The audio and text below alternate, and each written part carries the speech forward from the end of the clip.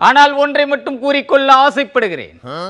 இடிதாங்கியின் காலுக்கு கீழே குழியை பறிப்பவர்கள் இருக்கிறார்கள் என்று நினைத்தால் இடிதாங்கி போகும் பேருந்து தடத்திலும் குழியை பறித்து குப்புற கவுக்க பார்க்கிறார்.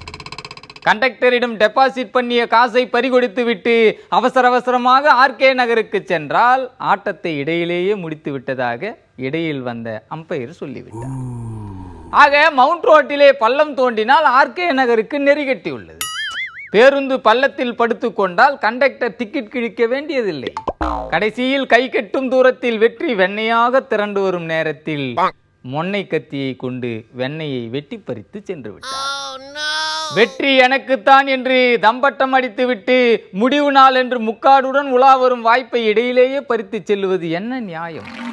கட்டிய டெபாசிட் பணம் இடிதாங்கியின் கல்லாவுக்கு திரும்பினால் இடிதாங்கியை பற்றி மக்கள் என்ன நினைப்பார்கள்?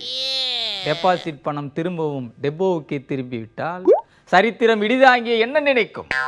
கடைசியாக பண அரசியலும் பண்ண முடியாமல் பிண அரசியலும் பண்ண முடியாமல் விரித்த குடையை கன நேரத்தில் மடக்கச் சொன்னால் ஜனநாயகம் என்ன பாடுபடும்?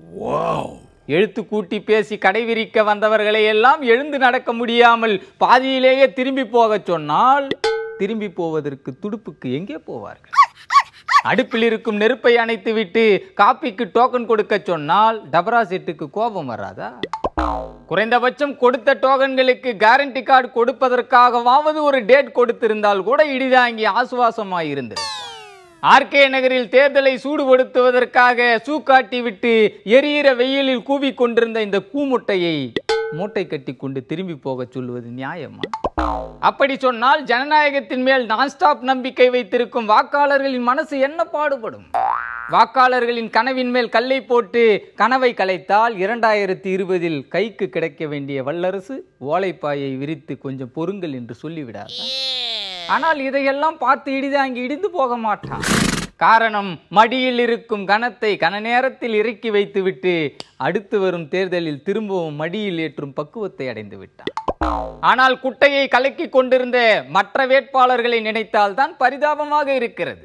தேர்தல் நடந்திருந்தால் நான் தான் ஜெயித்திருப்பேன் என்று சொல்லுவதற்கு சரியான வாய்ப்பை ஏற்படுத்தி கொடுத்திருக்கிறார்கள் என்று சொன்னால் களம் இன்னமும் கனன்று கொண்டுதான் இருக்கும் என்பது புலனாகிறது.